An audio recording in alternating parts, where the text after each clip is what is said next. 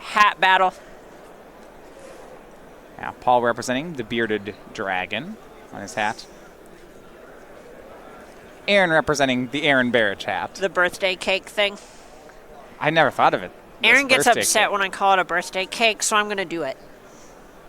I have the microphone right now. I see it. I like it. Yeah, exactly. It's close. And this, let's look at the start to the game. Aaron appears to be on a 6-card hand. But talk about those fast starts. He's on the play with a turn 1 Glistener Elf. He doesn't need much more than that. Exactly. That is, he's already getting that infect token out.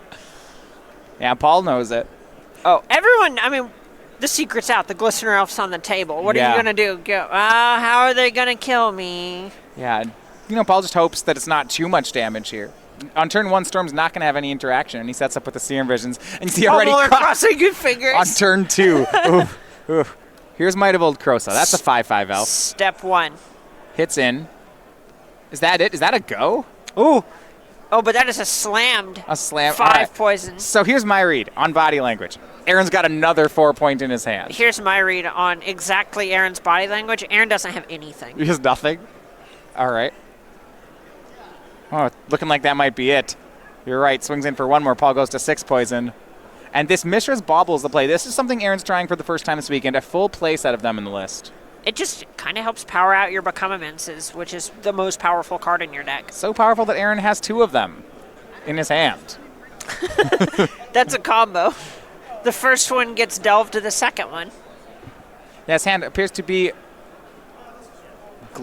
Blighted Agent and those Become Immense. On end step, Paul Muller unsubstantiates the Glistener Elf. Really paying some respect there on the timing of that spell. Exactly. You never want to interact mid-combat with an infect opponent just because they can respond with, say, Blossoming Defense, and it actually gets worse for you. And with Paul having now a turn of a clear board where he can tap out and make land drops, make board presence, this feels like he might be able to steal the game. Yeah, this is definitely a situation where if there were a time when a combo deck gets to, say, turn the corner, this is it. And how is this? Remand from Muller. It's a 2 of in his list. This is a matchup where Remand is typically a dead card, but because Aaron's on this 1 land hand, Paul actually gets to get a full turn off the Remand. Yeah, it looks like Aaron should have considered drawing more lands. Well, he drew one here. This is Inkmoth Nexus, so he's got the threats, but Paul is Gifts on Giving on end step. Now Aaron's turn to cross fingers, but with Gifts, that's a hard one. Yeah, oh yeah. Aaron's just going, all right, show me. Yeah, a lot of times Gift sets up kills that don't introduce any randomness to the equation. It's just going to happen. Oh, yeah, exactly. The trick here is they want you to think that it's close. This is the standard combo pile. It is 3 rituals and a Past in Flames. Hey, Manamorphose is not a ritual yet. Yeah, give it a second. Yeah, okay. Yeah. It hasn't matured yet. It's a fair, honest card. There you go. Look, it's just, you pay 2 mana, you get 2 mana. It's just, it replaces itself. It ages like a fine wine. It fixes your colors. But see, in return, you have to expose yourself to spell snares. There's a risk. Yeah, you're so right. You're so right. And Aaron going to try to mana deny here. Gives Paul the Past in Flames and the Manamorphose, hoping that Paul has no rituals in his hand. We call this play the I guess. Yeah, this I'm playing to some slim lines, but Aaron believes this is the one with the best chance of working. Don't disagree. And I think the counters are going to come into play here. Time to get some tracking mechanisms. All right, Storm at 1. See Paul going to lead off with the ritual. It is Manamorphose. I'm going to keep calling it a ritual, even if it's not. I mean, it makes mana. It's an instant. I don't think I could stop you if I tried. It's blue and red, cycles through the mana, casts Baral. Likely drawn right off the Manamorphose. You might have sequenced them the other way. Here is Desperate Ritual, up to 3 red. We know the Past in Flames is in hand. I don't even think he needs anything more. Nope. It is deterministic at this point. Yeah, Past in Flames is spell 4. Let's look at the yard. And Paul's going to point out here's Ritual 1, 2, 3, 4 in the yard. And flashback that gift's ungiven. That'll find a grape shot and will be a win. 1-0 for Paul. Whew. Kind of an upset there, right? In fact, on the play, also losing. On the play with a turn 1 Glistener Elf. Now, that's what went right for Aaron and not much else that game. Yeah, there's kind of a point where you don't want to keep the one-landers, but you have to accept that that's your best odds to win. If you're playing this matchup and the first 3 cards you see are Might of Old Krosa, Forest, Glistener Elf, are there any 4 cards that can make you ship that? No. Okay. If it's like 3 Become Immenses. And like a Distortion Strike? Yeah. I think about it, to be honest. Okay. But I still probably keep. Okay. It's tough. It's close. But that's assuming the worst case scenario, which it's hard to imagine Aaron actually had the worst possible hand there. And also, if you know you're against Storm, that probably rounds to a keep. Right? It rounds. Yeah. Is that how that works? Yeah, it's a 0-1 sort of thing. It rounds. I appreciate you. All right, let's look at some sideboards. Things will get a little more interactive between the players here. We'll start on Aaron's side as he's down the game.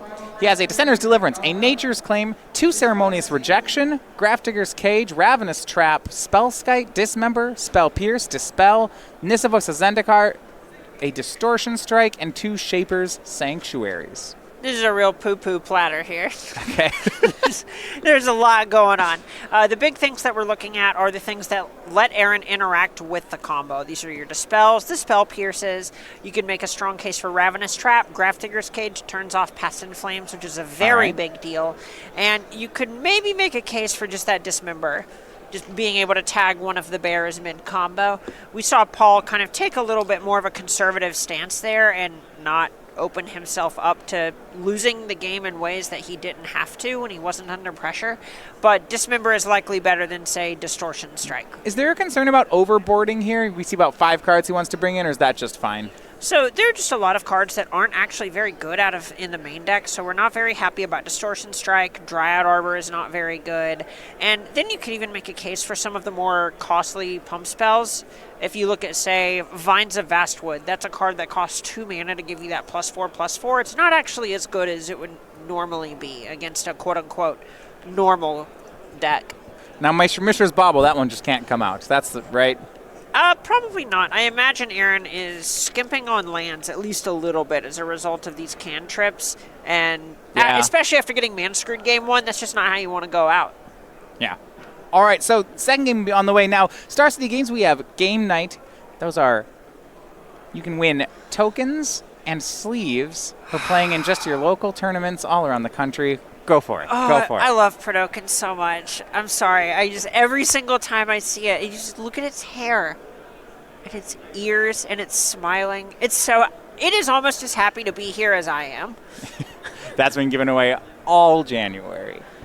Next month from February will be Yeti, Steady, Go available. And in March, we will have another 3-word phrase. This one's the Vini Vidi Armadici. You can find a game night near you at starcitygames.com/game night. Very tough boy. The Sand Warrior. I think it's the armadillo there, probably. Is that... What is that card from? Is that originally Mirage? Legends. Legends? All yeah. right. What's the name of the card? It's Hazazon Tamar, I think. Bless you. Yeah. I've hit it in Momir Basic before. It's not that good. I played Momir once, and I actually hit Phage the first game I played, and I was like, all right, well, we did our best. I'm out. Yeah, that's like the horror story you hear. I mean, it happens sometimes. Yeah. For a while, there was a Momir Basic premiere event every week, and I was all about that. It's a great way to spend an evening. I mean, if you're just real addicted to rolling dice. It had a top 8 and everything, you know? My it was gosh. it was a whole evening of best of 3 matches with top 8. Is that the kind of thing you brag to your friends about, or No, are you no, embarrassed to tell them that you played it that long? I definitely won over 50%, but not too much over 50%. Like 54. I'm so happy that you got to 5-4 this event, Matthias. Yeah. That's about, if I played Momir, 5-4 sounds about right. I've never had anyone brag to me about going 5-4 before, and I'm just glad I could share this with you. I was slightly better than the coin, okay? And that was over a large number of matches. But not a lot better than the coin. Listen. Just a little bit. I'm pretty sure spending, say 80 hours to prove you're 55% at something is No, the magic I'm player claiming way. 54. All right. Okay, that's whoa. Let's not exaggerate. Matthias, we have a game going, please. Both players keeping on 7. Aaron starting with Noble Hierarch and Mishra's Bauble. Correction, actually both taking a mulligan, so it's a 6 each. This is basically discarding a card for a dork Momer style. Oh, you never go for the 1-drop. That's the greediest play. See, and that Aaron does it though, and that's why Aaron's 8-0. And I mean, when you hit the 1-drop in Momir, when you hit the mana creature on 1, I mean, it's just it's so great. good. And here's our Infector. It's Blighted Agent turn 2. Paul will shoot it down with a Lightning Bolt, or at least he'll try to. Aaron going to protect that with Dispel. 2 cards left in hand. And Paul insists. Lightning Bolt for the Blighted Agent. But does he have another land? He does not. Just good games of Magic all around. Well, right now, Paul's stuck on 1, but Aaron doesn't have an Infector. So Not this game's yet. going to spin around for a bit. It looks like there's a Blighted Agent hiding out in Aaron's hand. There is. You're right. That's going to be pretty solid. Aaron just shrugs, puts it into play, and Yes. and attacks for 1. So he just says, yeah, I don't have anything. He's hoping, no Manamorphose Grape Shot, please. She is protecting the grove.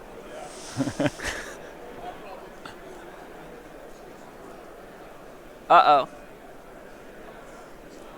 And swinging by Blighted Agent 2, poison onto Paul. And still a pass. Baral is almost a land. Just like Baral's Manamorphose like a land- is almost a yeah. ritual. Up to 4. Paul still going for that land. Does Serum Visions find it? I wanted to say, does Aaron have a Spell Pierce? That would just be the rudest. Top from Paul. You know what that is? Probably a land. Would you even top a Lightning Bolt here? No. I'm off it. No.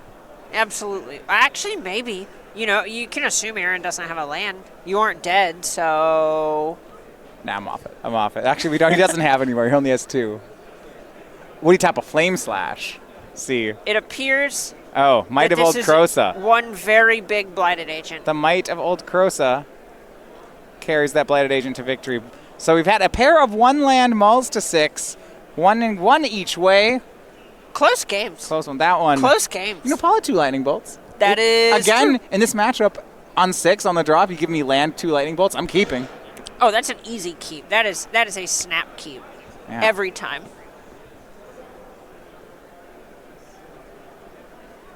How do we upstage how much fun they're having? This is great, Right? They each got a turn to just kind of do their thing. Exactly. The other person didn't even get in the way. This is nice. Bunch of my favorite people in the SCG tour on this screen. Judge Eric Dustin Brown back there at a lot of our tournaments.